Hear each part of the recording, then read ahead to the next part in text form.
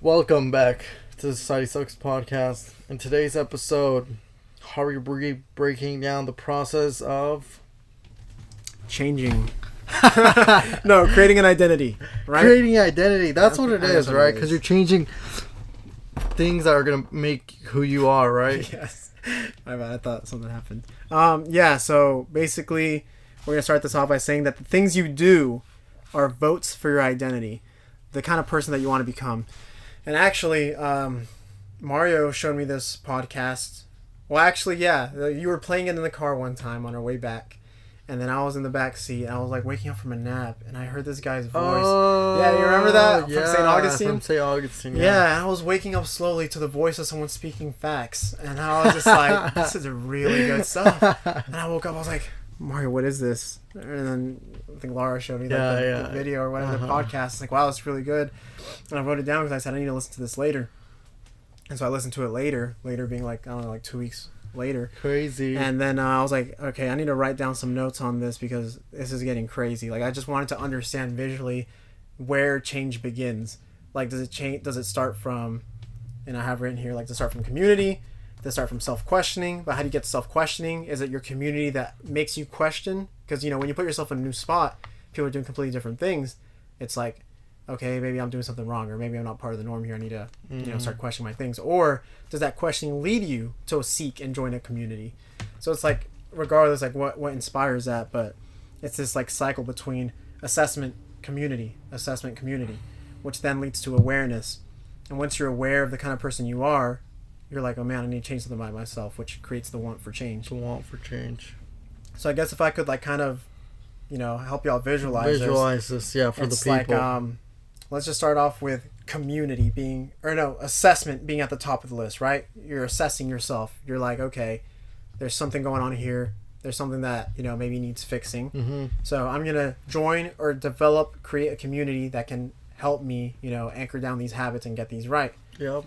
So once you create that community, What does the community do for you? there's awareness. The community can be very helpful or very dangerous depending on what they're doing, because I basically wrote down this example of what I heard the guy saying on the podcast. He's like, your community can keep you doing something that doesn't serve you or may even be harming you simply because we're social creatures and we choose to stay there because it's comfortable.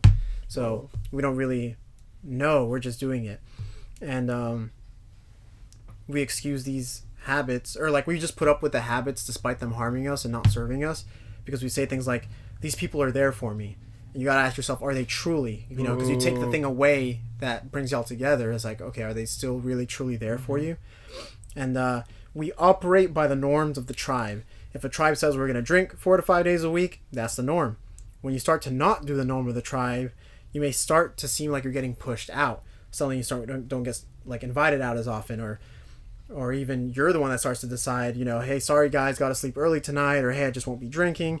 And it's normal to have pain when leaving or being pushed out of a tribe despite it not serving you. It's going to be hard, but it will be better. And in the podcast, he gives an example of like every video game has its challenges. At the end of each challenge is a reward, and life is the same way. Like if only we view these painful moments or moments where we're trying to create a change for ourselves, that despite it being painful or very different, there's going to be a good reward at the end of this. Mm-hmm. And the harder it is, the better the reward. After every challenge, new opportunities come. A new skill set is also what's mentioned. So in a video game, you get a reward. You get a better weapon or a better something. In real life, after you pass over these challenges, you get a new skill set, a new mindset, new opportunities, new connections. Like so much can stem from you making that change and getting rid of a toxic community and putting yourself in a positive community. Yeah. And what do you think about that so far? I mean, I'm listening and I'm taking this in. And I really do agree with what that has to say. And I think it's good to point out the visual aspect of it, and trying to explain as best as you can to see it. Because when it's written on paper, it blew my mind too, because it's like, oh, so this is the processes of which we decide, okay, change needs to be done. Because you're right, it starts with yourself. Sitting down, being honest, right? I guess I could be part of it. Yeah. Truly being like, okay, I need change. Deciding whether the group I'm in is the reason for good or bad change, and then decide, okay, do I need to, it's not even like you're opting out, but you're kind of just changing the habits that don't align. So like you say, it might seem like they're pushing you out, but in reality you're just kind of becoming better. Yeah, you're becoming better. You're kind of just outgrowing each other. Nothing's like good or bad about you or them. You're just kind of moving no tension along, or right? negativity between y'all. Just that, yeah, like you said, you're outgrowing each other. There's a different path, ahead of you. And community is like a big aspect of part of that change and holding that change down. But even before that, and one way that I like to, this right here, one way I like to see it is, like I mentioned earlier, the things that you do are votes for your identity. And in the podcast, you mentioned that people just want to add new habits and add, new things into their life. But they don't really know the end goal. They don't really know who it is they want to become. And I personally think that it is more powerful to have an identity that you want to become, and then ask yourself, would he be doing that? Would that person be doing that? Or even having like a role model and doing that, because it's like, would that person be doing this? Oh, that's actually how we ended up talking about Jesus yesterday in the book club, because we were looking at the WWJD, the what would Jesus do? Like basically seeking out or talking to like the counsel of someone that you want to be like. Yeah. And having that bracelet's a powerful reminder, because then in every situation you're kind of using the imagination of, okay, putting Jesus in your place and seeing like, okay, what is it that he would do in this situation? Because if your identity that you're trying to become, Christ-like, or trying to, aspire to be as much as like, Christ-like as possible, you're gonna find a situation, you're gonna have that bracelet, that's a little reminder, what would Jesus do? And it's going to be like, okay, well, let me imagine if he was that and someone was talking to him in this way, how would he react? And then you're acting that same way, because, these are votes for what you're doing. The things you do are votes for the identity you're becoming. So the more votes you can cast in on that, identity, that becomes more and more you, the more you have to practice that. And so I feel like, having that identity first of who you want to be like is a lot more powerful than just trying to add on all these attributes that you don't even know the end goal. It's better to just have one straight person. That's why it's powerful when we say things like, oh, David Goggins, or like Jay Shetty. What would Jay Shetty do? Or at least people that we know so well through the podcast with the information that they have, because you're casting votes for an identity. Like, one thing too, I agree with that. I feel like it adds to the thing where, you say, okay, you want to be a millionaire, you want to be this, you want to be that. Okay, what would millionaire me be doing? Would they be acting this way? Would they be, doing this at night? Would they be doing this? Would they be acting a certain way? Would they be doing certain things? Yeah. I guess that's a good way too to put it in yourself. Hey, or something that you want to achieve, right? Yeah. If you had done that thing, would you be doing that? And does it align to whatever thing you're trying to accomplish? Yeah, that, or even if like a person, like for example, someone that you want to live your life according to, right? You gotta ask yourself, would they be doing that? Or like, you look at like you just pick like the millionaire, multimillionaire, if that's your goal, that aspires like closely with you, like they have the qualities that you want in life. Then you just ask yourself, you live your life, okay, would they be doing this? Would they be seeking this kind of opportunity? And you kind of live life looking at it through that lens. Then obviously you have a much higher chance of becoming that person. Oh yeah, me and Romy were talking about this, about how jiu-jitsu, like if you have Gordon Ryan, right, as the aspiration, as what would Gordon Ryan do in situations, what would he be looking at, what would he be training, what's, whatever, following that path, you're going to get a lot, no one's saying that you're going to become Gordon Ryan, but you're going to get a lot further than if you just aspire to be the guy that's next door, or whatever, the guy that's there. Nice. So it's like, because you set this identity that now you're living, you're treating your training regimen, your time, and you're acting with it as if how Gordon Ryan would act with that. And then you're using that as like a filter to filter out what habits you should be doing every day, what things you should be doing, what kind of systems or foundations you want to apply, and you're voting for those things, because now you're acting based off of how would he do it, and you're going to get a lot further than obviously just someone random. So it's good to have these high aspirations and have that identity. Wow, I really like that, and I think that's something that some practical advice, if you're listening to this, you can take away. Sit back, maybe think about what you want to become, right? And who's already doing that. Yeah. And then from there, okay, maybe, even try it out for a week, try it out for a day. Go with the challenge and ask yourself, maybe throughout decisions you have to make, throughout moments of, just anything that you feel like, oh, this person would act a different way than I am now. Just ask yourself, okay, what would this person be doing now? I guess that's a good way to put that into action. Exactly. And then you could start to see, okay, this person would think this way. I wouldn't, but this person would, so I'm going to do it now. Because if you base it off of your own subjective beliefs, you're gonna be like it's flawed. It's a flawed way of thinking. Like, you're not there yet. You need to like look up to the greats in whatever category you're in, the person that you aspire to be like the most, and try and replicate that and apply that in your life. And then I'll get into like the 4 ways of doing this. So like, once you find out the habits of this person and the way they would react to things, there's a 4-step process called learning, doing, becoming, and being. And so first you learn it, right? First you even learn that this is a thing that this person does, right? And then you start doing it. And then once you start doing it, you go to phase 3 of, and this is the 4 phases of building an identity, by the way. So learning, doing, becoming, being. So from learning to doing, from doing to becoming. And becoming is the phase where you do it, but it's difficult. You need reminders on your phone. You need sticky notes. You need lock screen, reminders. You need accountability. And that's what becoming is.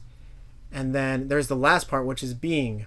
And a lot of people stop at the becoming part because it's hard. This is the difficult part. It's like uncomfortable. It's like merging. These identities are trying to merge with someone that's completely opposite or very different from these things, and you're trying to put them together. And you're in this becoming part. And some people give up here. And obviously, when you get to being, it's just who you are. It's your identity. When you're being, when you just simply are, these habits and these things are so ingrained into your identity.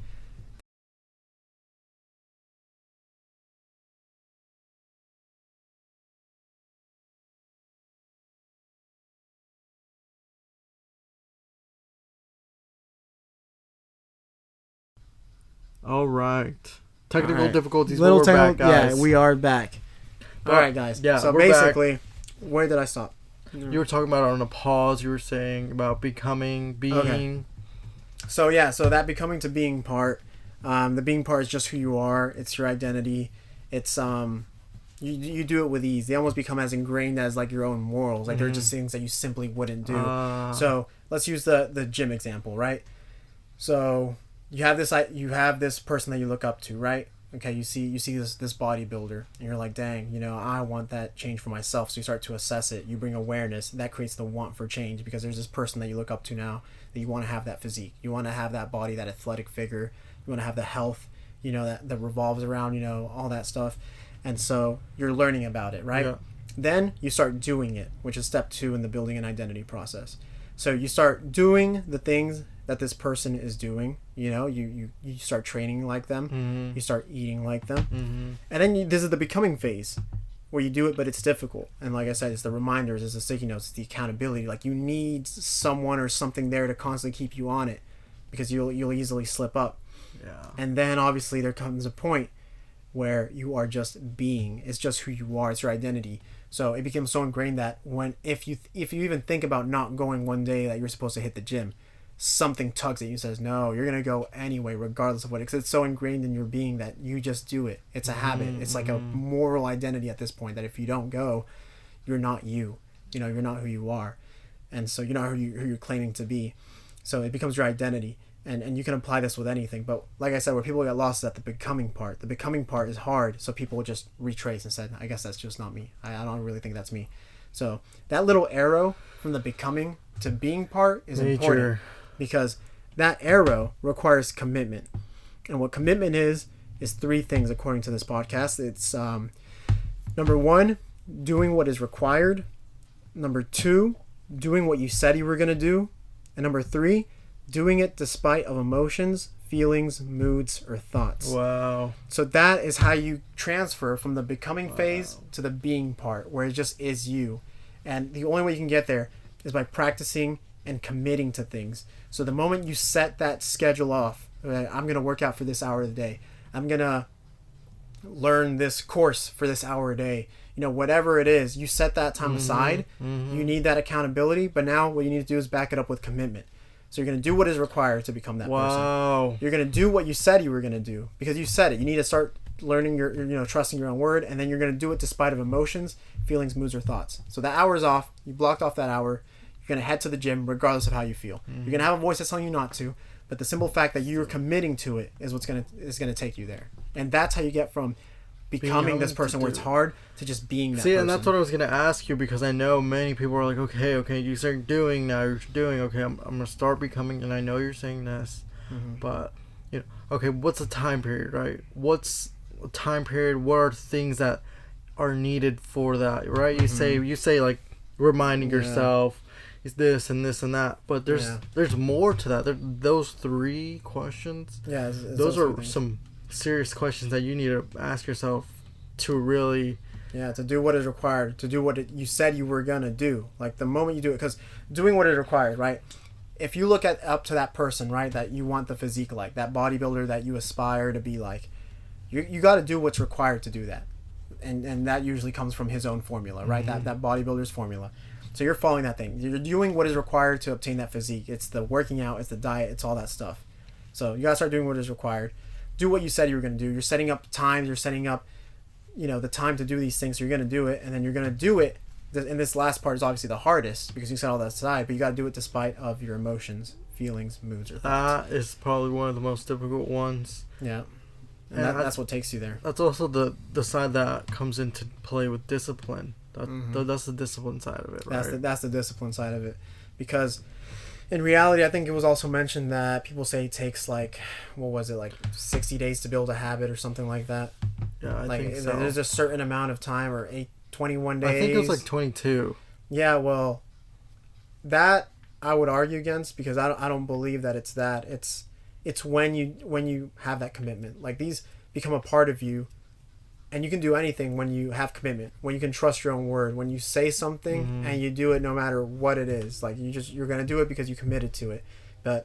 And that's why I feel like things like that leak into every aspect of your life. Like if you say you're gonna do something, do it regardless of how you feel. Do it regardless of what moods or thoughts come up, because you're training yourself to trust your own word again. Because if you can't if you commit to things and don't follow through with them, you're teaching yourself that you can't do this in any aspect of your life. I agree with that completely because, even with specific things that you want to study, work on, I think it's about doing it like we're saying, and it's also about never giving up on it. And that's, I think that's the side of persistence comes in. Yeah. And being like, okay, I already started this and I'm not going to leave it unfinished, Like even when we talk about books, like I already started this book, halfway.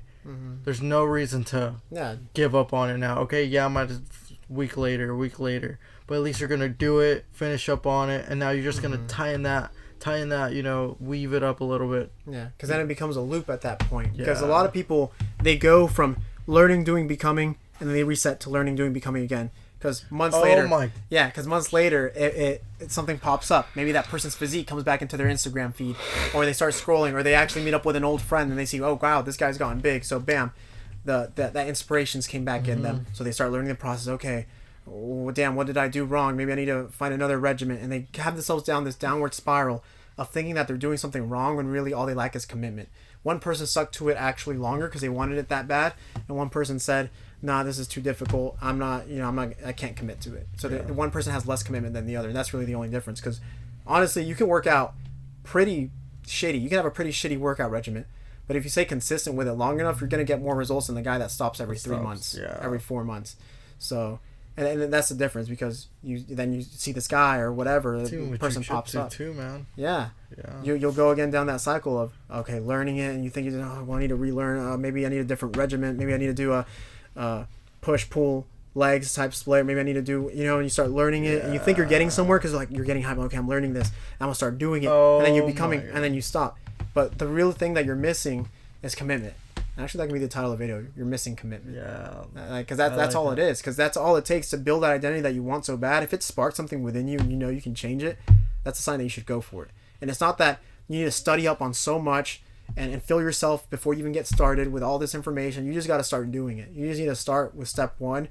And as long as you commit to it and you say, I'm going to end up being this person no matter what, you're going to get there. And you'll learn along the way what it is you need to fix up, what you need to touch up. Maybe the calories that you need to get up, the protein that you need to get up, whatever it is, whatever it's relating to your goal. That's true. You'll get there. The only thing you lack is commitment. So, and it is dangerous to start going back and looping. That is a powerful period to this conversation. What you say, you are lacking commitment.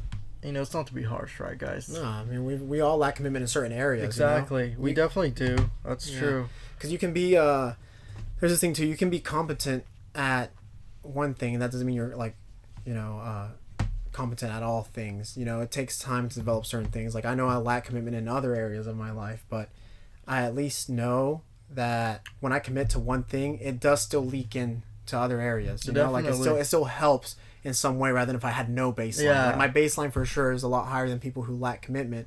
But at the same time, there is other things I would love to just, you know, commit to and get it down if it is truly what you want. So there's just this process. And like I said, it's that arrow from becoming to being that needs to be emphasized. If you truly want that, if you have the desire to be that, then you're just going to need commitment. That's it. Yeah. What do you think about that? I was going to leave it at that.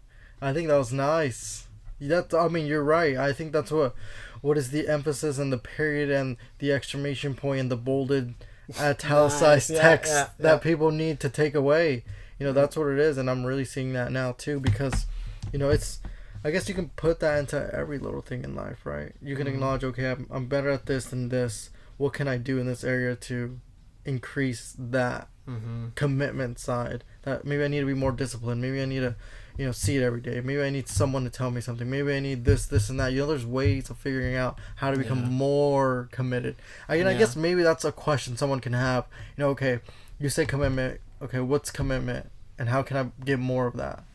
I think people need to find out whether it is a lack in the first place. A lot of people are like, well, you know, obviously I'm gonna, you know, do it or something. You know, there's. But let me tell you all this. You know, here's a good way to tell if you lack commitment and how you need to work on it. Because commitment it's so simple.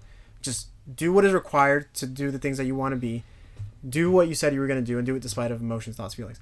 But a good way to tell you lack commitment is, and this takes self-analysis, you got to be honest with yourself. Do you pick up a book and then leave it halfway finished? Like, do you just not finish reading the book? Do you not read it from beginning to end? Like, are you just kind of right here, right there, and you put it off for weeks and months? You know, like you just leave it unopened and it's just been there for weeks and then months and then it becomes years. Is it that? Go through your YouTube search history. How many videos do you open halfway and then close them back out? Oh, man. That's a sign of commitment. That's going to seep into other areas of your life. You know, and you got to look at these things. How many podcasts do you listen to where you just kind of start and they're halfway and you scroll down? You know, why don't you finish them? Like, what happened? Yeah, there's a point of being uninterested, but if you find something that resonates with you or someone that you want to be like, you know, why not just say, okay, I'm going to listen to this whole thing, just absorb whatever comes? Because what if you were like 10 minutes away from some life-changing advice? Like, how are you just going to judge? Like, commit to it, listen to the whole thing. Once it ends, cut it off and get off of that. And it's just things like that. Like, it's just, there's a lacking of commitment that's there because you just keep, you know, picking something up and then putting it down just a few minutes later. And so you're training your mind that it's okay to do this. It's okay to just let go of things that just don't feel right or kind of uncomfortable. And it's like, no, you got to set time aside. If you say you're going to read a book, read it from start to finish. You know, regardless if you get bored at like chapter 4, chapter 5 might be the life-changing chapter, you know, or even if it's not, you at least gain the new perspective, you know?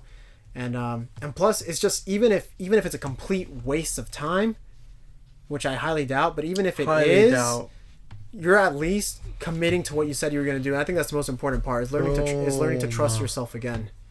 Because so many times we just think it's okay to treat our word like it's nothing, to treat our time like it's nothing, to commit to things and then leave them alone afterwards. It's like, no, like you need to learn to practice this commitment and having integrity within yourself and building that character within you that knows that when that other people can feel and know too, that when you say you're going to do something, you're going to do it no matter what. And I think that's the kind of character that we all want to be around. That's the kind of person we all want to be around. Definitely. Someone who just says it, does it, and even if there came bad out of it and they didn't really want to do anything, that at least they said they did what they said they were going to do. I agree. No, that definitely makes a lot of sense. Yeah. And if you have any more questions and want to see this visualization chart, what should they? I feel like they should. You know what they should do though? What should they do? They should go to the Society Sucks Instagram and DM us. Yeah, for the chart. DM us diagram. DM us something. Oh, but you have to follow, guys. Obviously, yeah, you gotta follow. We can't see your message if you don't follow us. Yeah, and then we'll send you all this picture of the notes, because once you visualize it, you see it, and you have this notes, and make it your lock screen, or you just have it, you know, as favorited, and you go back to it, and you're like, what am I missing from this thing? Okay, maybe I need to. My community isn't intact. That's actually really good, though. You know, my community is intact. This part about commitment isn't really intact. And once you start looking at it, you can kind of analyze it within yourself and see, okay, this is where I'm lacking. This is what I'm missing. Because a lot of times, the arrow from becoming to being, it's obviously more difficult when it's just you solo, but it becomes a lot easier when you have a community that's backing you up. It's like commitment becomes a lot easier when you have someone that's waiting for you at the gym already. It becomes a lot easier when you have someone that's waiting for you to train, you know, or whatever it is. It's like there's someone there holding you accountable. You have a community of people, and that's and beautiful, obviously, guys. yeah. And when you don't do it, it's like it's a healthy kind of you know, tension, because it's like, dude, where you at? Why aren't you showing up? Why aren't you this? Like, so what's going on? And it's like you're gonna show up next time because it's good for you. No, definitely, and I think a perfect example is jiu-jitsu, and Romy specifically too. Yeah. You know, asking about the book club, and you know, it's just like, you know, they're not being harsh. They're just like, hey, where were you? What's up? You know, even Harvey too. You know, and then like I think that's good because I'm like, oh, okay, yeah, you know, that's me. And then I'm like, okay, now I really do want to. Yeah. And I think that community is there. And not only that, you also need to realize, too, it's not just my way and I only know the way. And without, you know, me going alone and doing this on my own, nothing's going to get done. No. Like, I think that's a good mindset to probably try to switch off. There's a moment for it so you can switch it on. But definitely when it comes to learning, you know, wanting to do something new, wanting to do something that you've never done before, and allowing those people to help you, and understanding that you don't have to do it alone. It will probably take longer. You know, it's like a whole bunch of minds on one thing. It's going to just accelerate whatever you're trying to learn, communicate. Because maybe someone has that problem that you've already had or you've been experiencing, and then they mention it and you're like, that's the exact solution I needed. Yeah. And you didn't have to go to that trial and tribulation because there were so many other minds there that are experiencing it too. That's the power of it right there. And it even it's what I like about too, just doing what you say you're gonna do is something so simple, because it's also like for example, you know, I think Romy or someone else invited me to, or like two different people invited me to go to jiu-jitsu at like a 6 a.m. or something. And I was like, and this is where the phrase comes of quick to say no, slow to say yes. That's a good one. That's a really good one. And you know, when you mess up, right, and you say yes too quick, you're like, oh. And you already said it. Follow through with that yes anyway, because it's going to teach you that, well, first of all, it could be a good experience. And it's like, oh, well, you know what, it was kind of, you know, too quick. I kind of, you know, regretted it, but at least something good came out of it. But there's some times where you say yes too quick, and it's not a good experience, and it teaches you to not say yes too quick. So you followed through with it anyway because you said yes, and it teaches you like, okay, I didn't like that experience, so I got to be careful with my yeses now. Whereas if you just say yes too quick and don't show up, you never learn the value of that lesson. You never learn that value of saying yes too quick, you know? So quick to say no, slow to say yes. And so I thought about it. It's a good mantra too. Yeah, and so when I got invited to jiu-jitsu at 6 a.m., I was like, man, but I still work out that day. But yeah, I'll go. Why not? But obviously when the morning came around, the moods, thoughts, emotions, feelings, whatever was trying to get in the way. But I was like, I told two of the people there I was going to be there. And I even messaged the group chat when I'm going to be there. Because if I say I'm going to be there, I'm going to be there. And I know there's people that see my message. And I don't want to be seen as a liar. Yeah. And so I said yes, but a part of me was like, okay, but I kind of do have an excuse. It is early, and I still have to work out the gym. And, you know, gym workouts just don't hit the same after jiu-jitsu. Like, you're already so exhausted, you can't push as much weight. But I was like, but I already told two people for sure that I was going to be there. So that's how you counteract, you know, these stupid emotions, feeling, moods, and thoughts, because you have that extra layer of accountability. You're committing to your word. And plus, how bad would it seem if I said I was going to be somewhere, and then these people show up, and I'm not there? Like, that, what was that show me? That first of all, they're the better of me. They're the better man because they showed up. They counted on their word. They're saying that they're willing to be putting up with the training, and I'm not. Mm-hmm. And that's that extra layer of division, and that's what it takes to be great in any aspect of your life. So for me, that doesn't sit well. So I was like, okay, you know what? I told these people I'm just going to show up. I'm just going to show up regardless. You know, zero breakfast. Now saying that yes did teach me to say it a little bit slower, because next time I probably wouldn't do that because I want my breakfast, you know? yeah. I want my breakfast, and I want, you know, to have a good gym workout. So learn my lesson, but it was still a matter of like, I said yes, I need to pull through with it. You know, I need to go there anyway. So yeah, quick to say no, slow to say yes, because by saying yes, that means that you got to commit to it. And I agree, you know, I think that's true. And even putting that more into practice definitely can make the difference. Yeah, for sure. Yeah, that's for sure. Yeah, I guess that's about it. Unless you have anything else to add. I think that's about it, guys. Consider supporting. Consider, joining us on this journey. We appreciate every single one of you. Yeah, and if you want to join the book club, DM us book club. We'll add you in. That's a good one. We're starting a new book this month called Atomic Habits. Okay, I was gonna say you're gonna reveal the book. Yep, Atomic Habits. So be on the lookout for that. Join it now, right before it starts. Everyone's gonna get their book, so yeah, you can be in the beginning of it, right? Instead of like the other one last. Exactly. Next Sunday we'll be discussing chapters 1 through 5. Really? Already? Dang, yeah, that's it right there. Okay. Yes, sir. We're on it, man. I'm telling you this.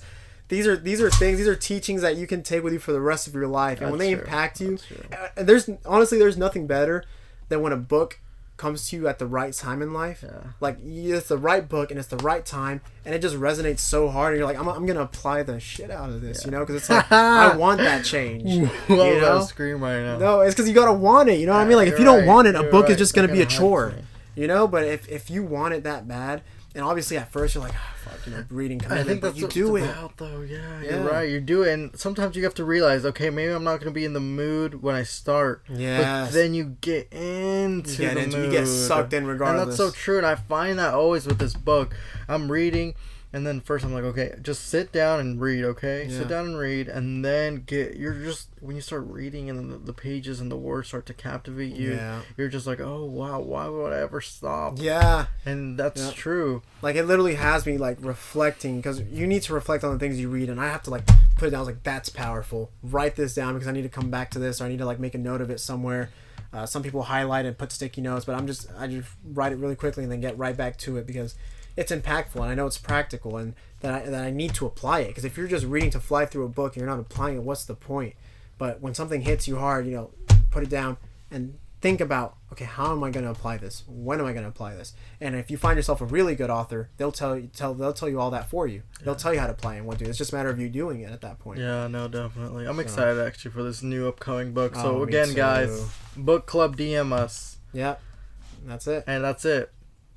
Have a good day.